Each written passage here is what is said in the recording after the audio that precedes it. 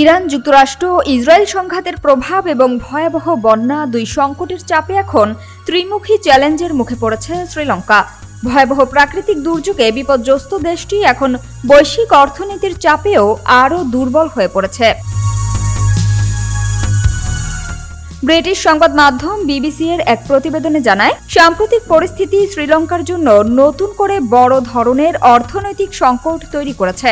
গত নভেম্বরে ঘূর্ণিঝড়ের আঘাতে দেশ জুড়ে ভয়াবহ বন্যা ও ভূমিধস দেখা দেয়। এতে অন্তত ৬৪৩ জন নিহত এবং ১৭৩ জন নিখোঁজ হন।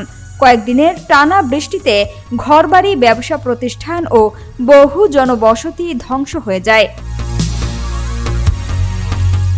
প্রায় ২০ লাখ মানুষ সরাসরি ক্ষতিগ্রস্ত হয়। এ দুর্যোগ কাটিয়ে ওঠার আগেই আন্তর্জাতিক বাজারে জ্বালানির দাম বৃদ্ধি এবং সম্ভাব্য খরার শঙ্কা দেশটির অর্থনীতিকে আরও চাপে ফেলেছে।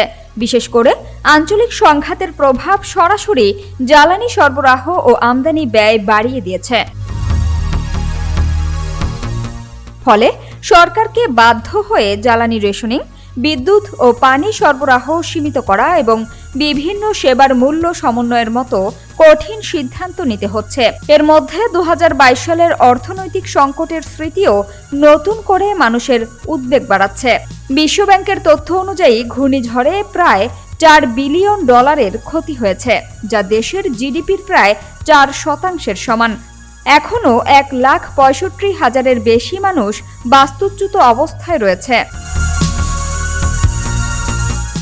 সব মিলিয়ে দেশটির প্রেসিডেন্ট এই পরিস্থিতিকে শ্রীলঙ্কার ইতিহাসের অন্যতম ভয়াবহ অর্থনৈতিক দুর্যোগ হিসেবে বর্ণনা করেছেন।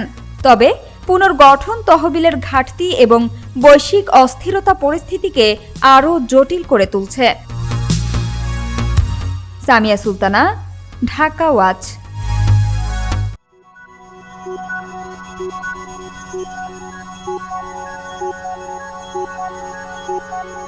Thank you.